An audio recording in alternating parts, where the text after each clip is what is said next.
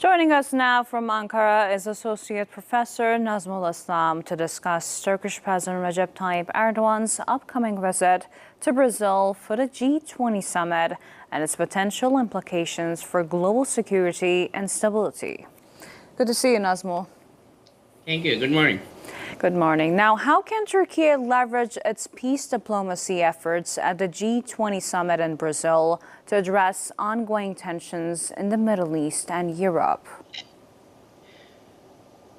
Well, thank you. Thank you again for having me. So G20, we know it's one of the very important group in world community, especially for Turkey. It's one of the community there. Turkey would like to address this kind of things like peace diplomacy or humanitarian diplomacy, and also to talk about the regional and the conflicting thing what is going on in Middle East and also in different area.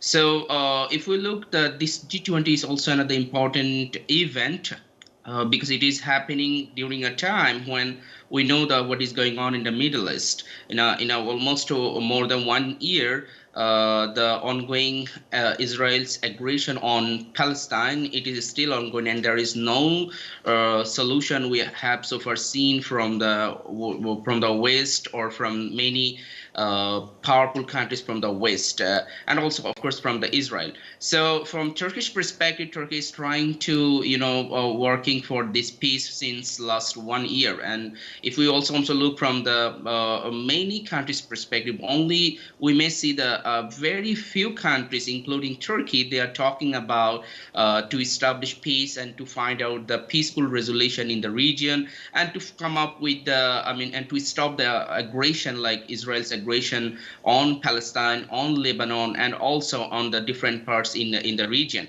So G20 is also another, the place where now Turkey and the Turkish President Recep Tayyip Erdogan got another issue and another place to talk and to promote this peaceful message and peaceful idea of why the peace is important in the Middle East, why the Israel need to stop their aggression, and why the Palestinian people, they need to find a peaceful life for their family, for their region, for their for their land. So again, the G20 from Turkish perspective, it's just a promotion. It's just a place for the actual peace diplomacy. What specific proposals might President Erdogan present at the summit to promote dialogue and stability in conflict zones such as Gaza, Lebanon, and Ukraine? That's as I said about the Palestine issue, since 1 year, Turkey is taking a mini initiative.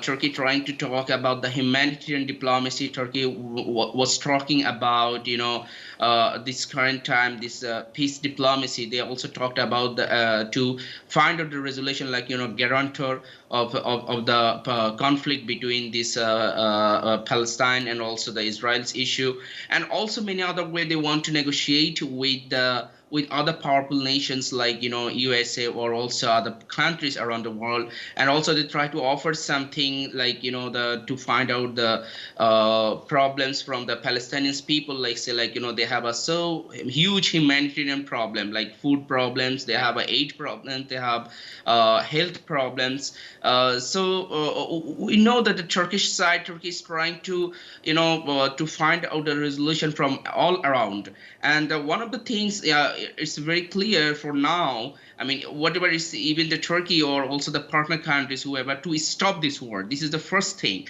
Because finding or find out the ceasefire or also find out to stop this war, it would be the greater priority for Turkey. And so Turkey just want to meet with this country like the members and the group members of the G20, try to talk with them, try to tell them what is going on there, and taking the support from several countries. It would be the one of the initial step to raise the voice around the world and to show the why the peoples, why the leaders from around the world to talk in a same tone there is genocide is ongoing, there is aggression is ongoing, and it should be stopped. And on the other way, we know that in recent times, actually not exactly in the recent times, but a couple of months, Turkey is very actively trying to work with South Africa, especially try to find out the genocide things happened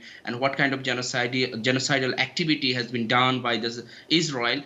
Turkey also want to find out and want to work to find out this kind of problems that has been done by the Israel in Palestine by killing the hundreds thousands of people.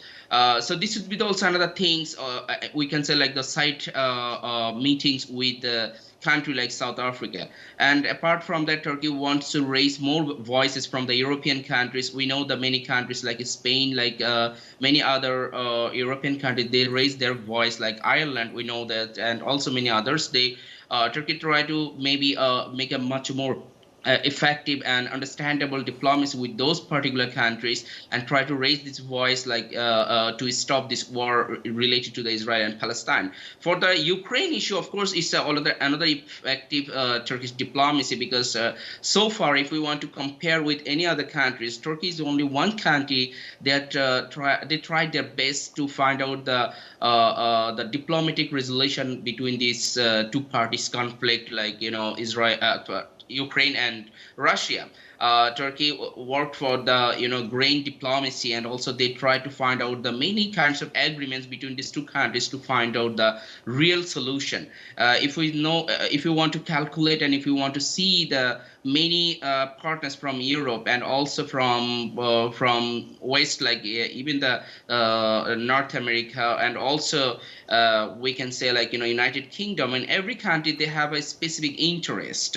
They want to try to find out to some extent to prolong the conflict from their specific countries or national interests. But here is a thing: if we see the Turkish diplomatic role in the region, especially in the Russian-Ukraine conflict, it mostly try to find out the middle point to find out how these two countries can come up and try to find out the more diplomatic way to find out the effective resolution. So Turkey also, of course, promoting this kind of message in G20 groups, because end of the day, this kind of conflict, it will not help no countries, not only the Russia or Ukraine. It also has some effect on Turkey. So Turkey just try to find out this kind of negotiation by developing more partner countries from G20 groups.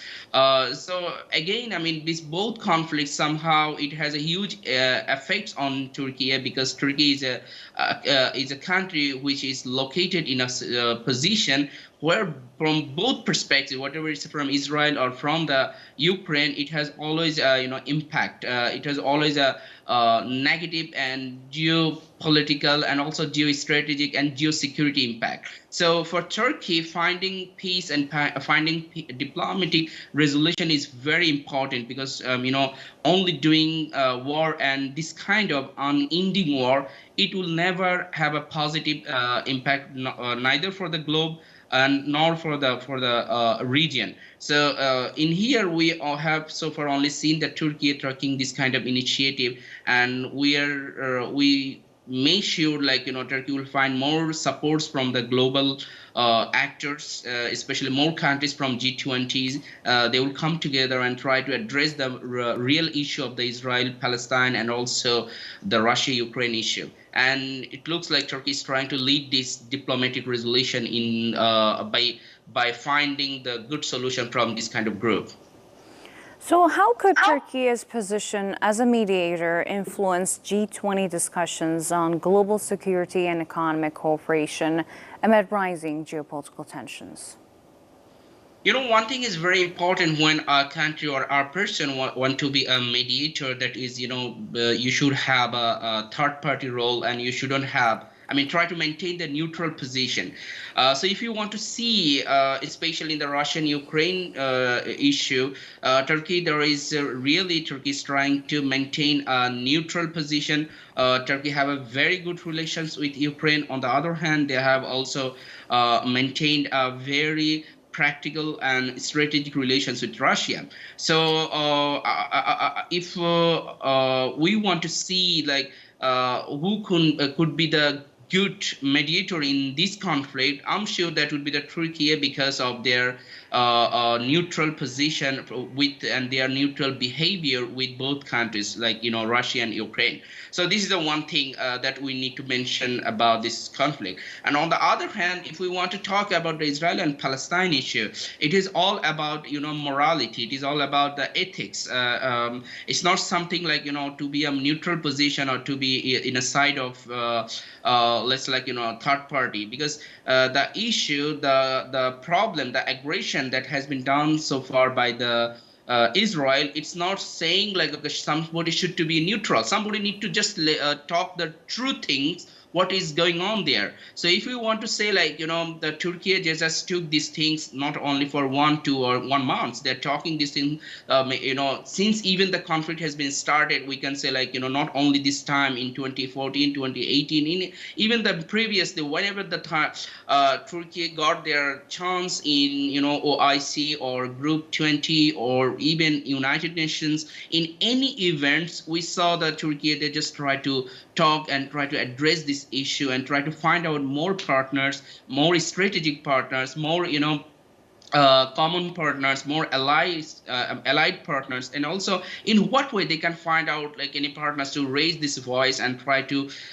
convince and try to talk with them and finding the mediating position if they can. Even they are very free even about that, like if they can mediate, even if they can't or any other country can do this, they can be partnered with them, as we saw like they're trying to work with the South Africa. So they are very open about that to find out the real peace in the region, because they're for Turkey, as I said earlier, I mean, it has a several impact on Turkey, not from the real politics, but from the idealistic and also very moral perspective.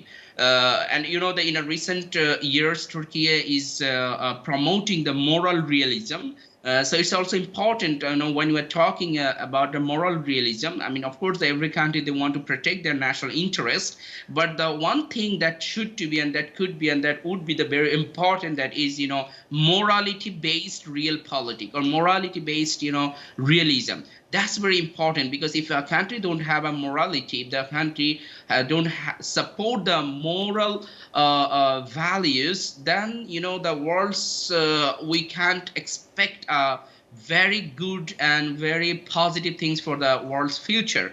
So it's very important, every country should maintain, of course, for their national interests, for their national security, but with the morality, with the ethics. And looking at Turkey, I think it could be the one of the best partner to find out this kind of option to work for as a mediator or with the mediators to find out the real or positive or actual peace diplomacy.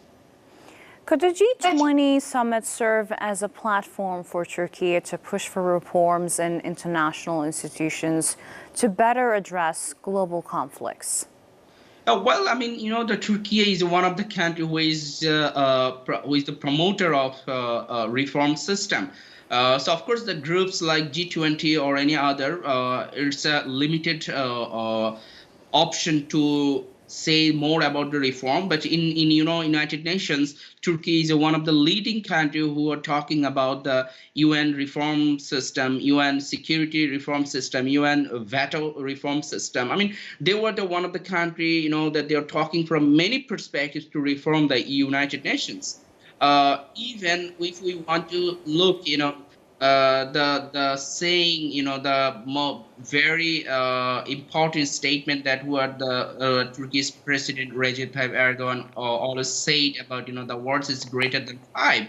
It's one of the, I think, the greatest movement, we can say, like, and one of the greatest reform option and reform announcement from a leader who wants to see, like, this veto system, this security reform system from the UN that can really address the many conflicts. Because we are seeing in a recent times many conflict like Ukraine issue, like Palestine issue, even also many other regional problems like Syrian issue, like Lebanon issue, like Iranian issue, even many others from Asia to Latin America.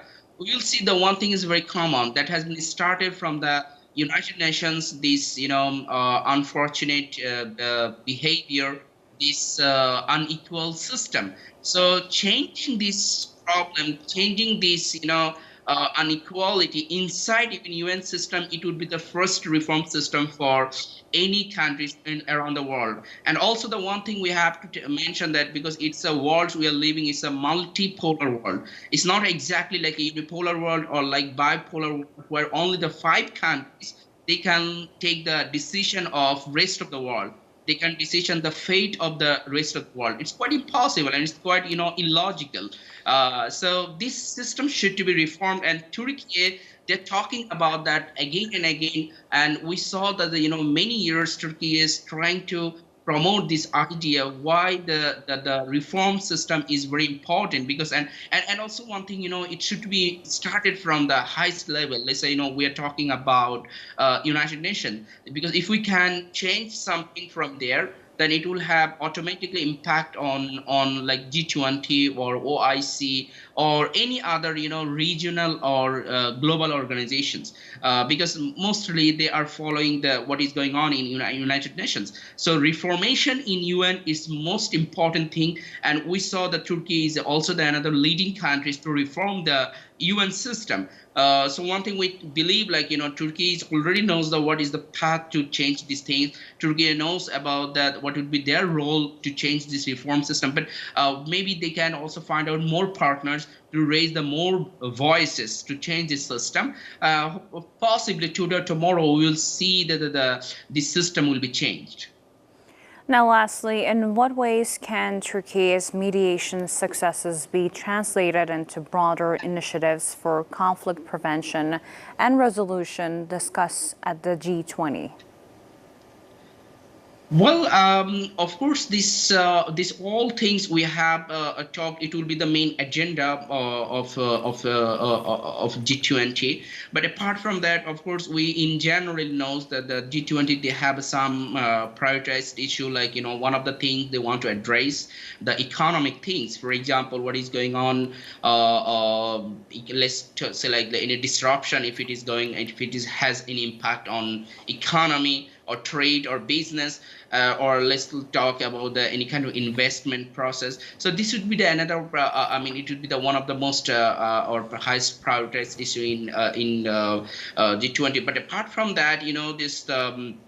Again, this conflict, because the Russia-Ukraine issue, or we can talk the Israel-Palestine issue, or Israel's now the aggression on many other countries apart from Palestine. This would be the another issue we may see in G20, and also like the climate change or environmental issue, or many other security issues would be the discussed point in G20. But the thing is here, this. In most of the years, especially if we want to see only specific in the last one decade of G20 meeting, mostly we have seen that the most of the leaders, they're coming and they're sitting with each other and trying to talk. Of course, it's a very positive thing, because to have also a meeting to see with each other and also sitting and talking some important issue is very important for world's peace. But in real level, in actual level, we unfortunately didn't see any kind of successful initiative.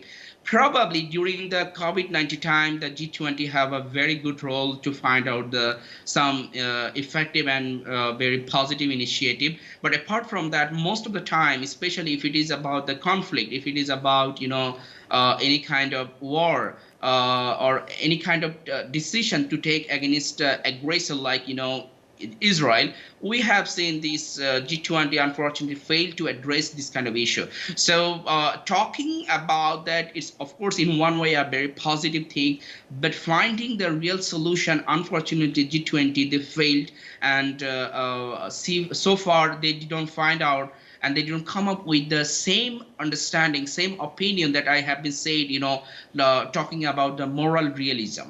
So I mean, of course, every country in or the participants or the members of the countries who are participating in this G20, they should talk about the realist foreign policy. They should talk about their national interest. But one thing they should find out, let's say, like, the morality-based realism, moral realism, or also ethical realism. Then we can find out the more specific resolution. Because even that there is a one thing, the G20, it's one of the another problem, because G20 are taking the decision of the rest of the world. So there is also some kind of gap of the world's community, or we can say the international political economic problem.